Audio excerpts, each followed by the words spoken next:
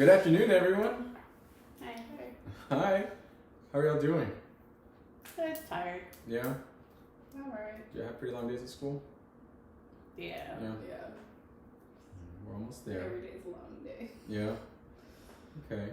Yeah. Well, before we start our group, I just wanted to go over confidentiality like we did at the very first one. We go over it every meeting. Okay. Whatever is said here stays here. I want y'all to feel safe and know that what you said here is kept safe. Okay? There are some things that I do have to, speak to y'all separately about if y'all bring up, and that would have to do if you want to hurt yourself or hurt anyone else. Then we can talk about that separately. But for now, I just want to remind y'all that this is a safe place for y'all. Okay? All right. So who's going to start us off on the 12 steps? I can do it. All right. Alrighty. We admitted that mind-changing chemicals had caused at least part of our lives to become unmanageable. We found it necessary to stick with winners in order to grow. We realize that a higher power expressed through our love for each other can help restore us to sanity. We made a decision to turn our will and our lives over to the care of God as we understand Him. We made a searching and fearless moral inventory of ourselves. We admitted to God, to ourselves, and to another human being the exact nature of our wrongs. We became willing to allow our higher power, through the love of the group, to help change our way of life and humbly ask Him to help us change. We made a list of all persons we had harmed and became willing to make amends to them all. We made direct amends to such people whenever possible, except when to do so would injure them, others, or ourselves. We have continued to look at ourselves, and when wrong, promptly admit it. We have sought through prayer and meditation to improve our conscious contact with our higher power, whom we have chosen to call God, praying only for knowledge of His will for us and the power to carry that out. We have, having had a spiritual awakening as a result of these steps, try to carry our love and understanding to others and to practice these principles in our daily lives. All right, 12 promises. Do I go? Mm-hmm. Okay. If we are painstaking, Mm-hmm. yeah, about this phase of our development, we will be amazed before we are halfway through. We are going to know a new freedom and a new happiness. We will not regret the past nor wish to shut the door on it. We will comprehend the word serenity, and we will know peace. No matter how far down the scale we have gone, we will see how our experience can benefit others. That feeling of uselessness and self-pity will disappear. We will lose interest in selfish things and gain interest in our fellows. Self-seeking will slip away.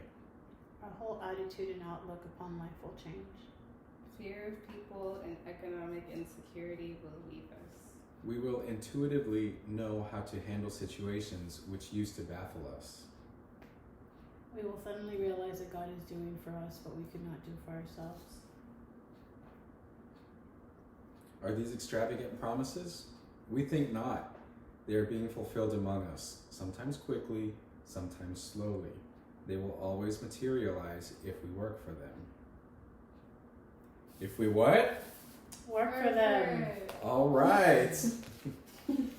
All right, y'all. So today we're going to discuss step 5. Who can read for me step 5? Who knows it by memory? I won't stress y'all out. Who can read step 5? We made a searching and fearless moral inventory of ourselves. We made a searching and fearless moral inventory of ourselves. What do y'all think that means to make a fearless and searching moral inventory of ourselves? We just looked within. And look within, yeah. Yeah. And you don't do it with fear. Yeah, exactly. Yeah. You don't mind looking within yourself. It's not scary to look at yourself. Yeah. And do y'all think that's an easy thing or a hard thing to do? Both. Both? You want to tell us a little bit why you think it's both? Well, I think when it's something positive, it's easy to say the good things about yourself, but it's always hard to say the negative things about yourself because you don't want to admit that weakness. Yeah. Now, what about when we look at others? Is that an easy thing to point out the negative in others, or is that a hard thing? It's easier. Why would you think that it's easier? It's not yourself. Yeah. Makes you feel better about yourself, I guess. Okay. Maybe you're not so bad. Okay. Now, who was the last person? What you think about the last person you can remember where you identified something negative in?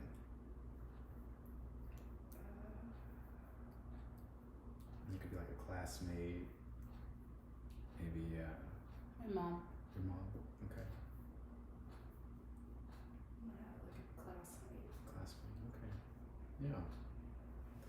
Okay. Now I've given y'all a little chart, and it says traits that I despise in others. But you'll notice in that chart, there's one column that says in others and another that says in myself. So for the next few minutes, I want y'all to really go through these and select or check off those that you despise in others, traits that you despise in others, and traits that you despise in yourself. And then in a little bit, we'll kind of share our findings.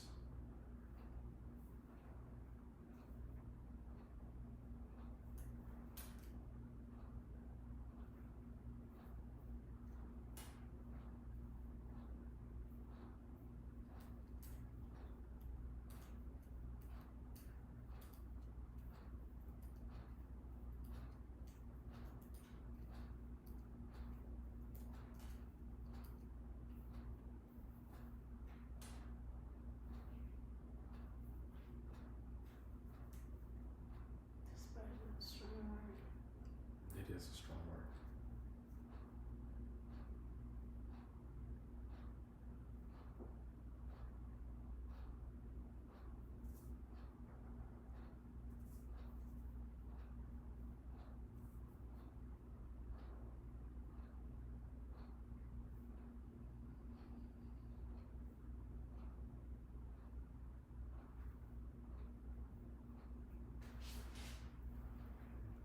Then when you're done, you can put your pens down.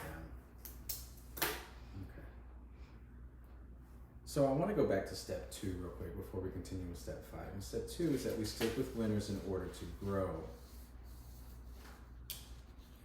How would you classify a winner? What would you characterize a winner as? What do you think a winner is? Person who's happy. Okay, a person who's happy. They succeed in whatever they do. Okay, succeed in whatever they do. How about their interactions with other people? How do winners usually act with other people? Depends Okay, depends on what. of who they are. Some people can be winners, but they're not good winners, so they mistreat other people because they find that they're below them. And there's the people who are good winners and try to share the wealth kind of thing. Okay, let's talk about the good winners. How do you think they interact with other people? Do you think they build them up? Do you think they tear them down? Positive. Positive ones. Yeah. They're like probably really kind. Yeah, really kind. And so, I want to remind y'all that y'all are winners. You know, coming in here, y'all have like overcome a lot to be where you are right now. And as winners, we're going to help each other build and grow. So as we're reading these to the group, I want you to remind yourselves not to tear someone down, but to build them up. And you might even be surprised at the similarities that some of y'all have. Okay? So who wants to share what they found?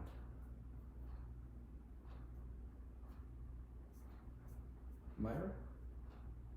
You want to share what you found? I guess. Okay. Well, I think despise is like a really strong word, so if I would have said something like dislike, I probably would have had different responses. But, like when it comes to other people, I guess I'm more judgmental towards them than myself. Mm-hmm. I guess I despise people who are like dishonest, controlling, manipulative, power hungry, but then not really, because you never know the reason why they're power hungry. Okay. Possessive, people who are prejudiced, people who are overly dependent, but judgmental, cheaters, liars, those type of people are the ones that I tend to despise more, who are abusive in different ways, hypocritical.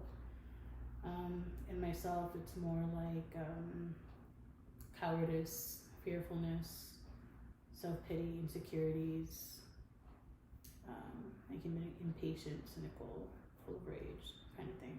Okay. Well, thank you for sharing that.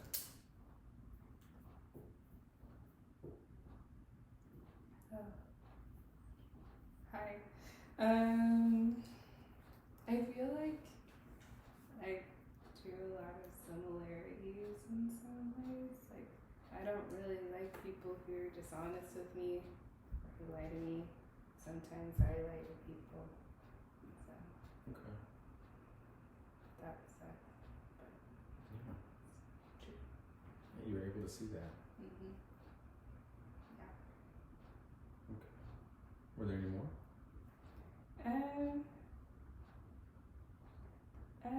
Yeah, like unforgiving. Like, I don't like it when people aren't willing to forgive.